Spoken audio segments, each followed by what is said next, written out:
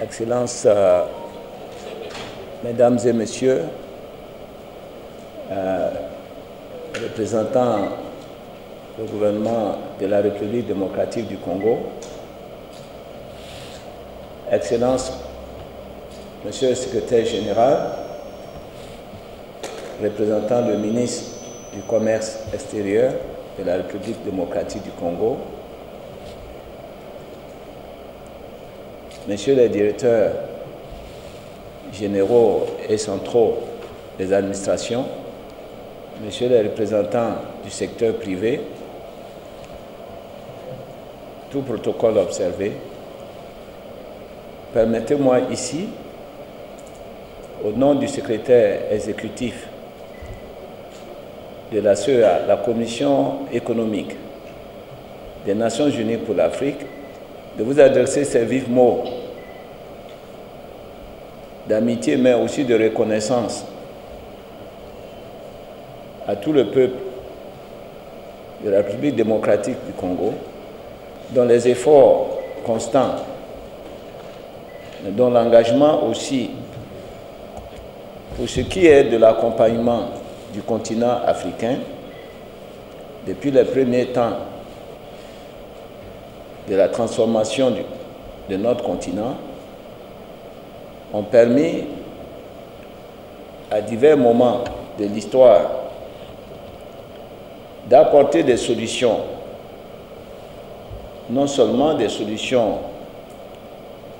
de portée mondiale, à travers, comme vous le savez, la résolution du plus grand conflit qui a fait, je dirais, marquer aujourd'hui la destinée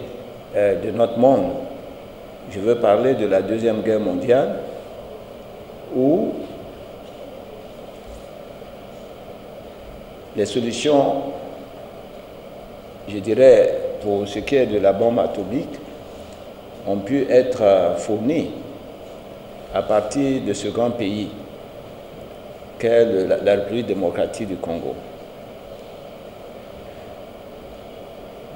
C'est avec un réel plaisir pour moi, en tant que représentant ici de la Commission économique des Nations Unies, mais aussi venant ici et parler aussi au nom du directeur pour le bureau sous-régional de la CEA basé à Yaoundé.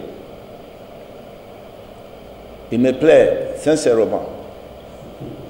de venir superviser les travaux qui vont aboutir à la validation du volet vert, le supplément vert de la stratégie ZLECAf, la stratégie de mise en place de la zone de libre-échange continentale. Je voudrais aussi exprimer toute notre gratitude à l'endroit de l'Union européenne pour l'appui financier qu'elle octroie à notre organisation, nous permettant ainsi de faire avancer l'agenda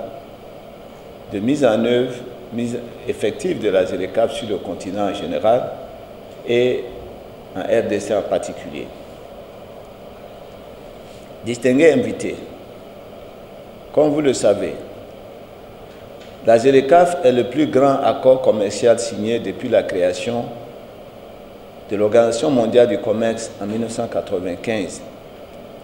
Elle a été officiellement lancée le 1er janvier 2021 et représente aujourd'hui un marché unique de près de 1,4 milliard de consommateurs et de consommatrices,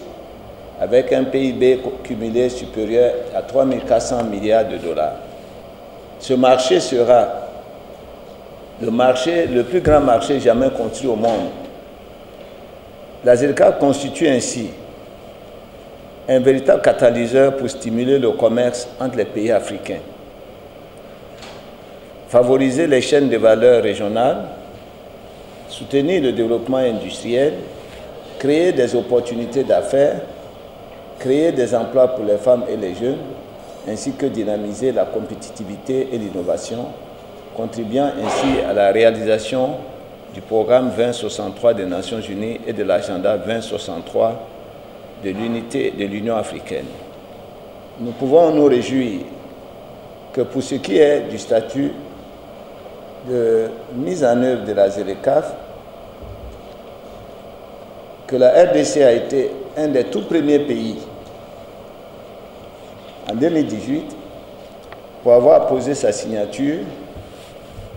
aux côtés des 48 autres États membres de l'Union africaine. Comme vous le savez, la zone de libre-échange continentale africaine qui, au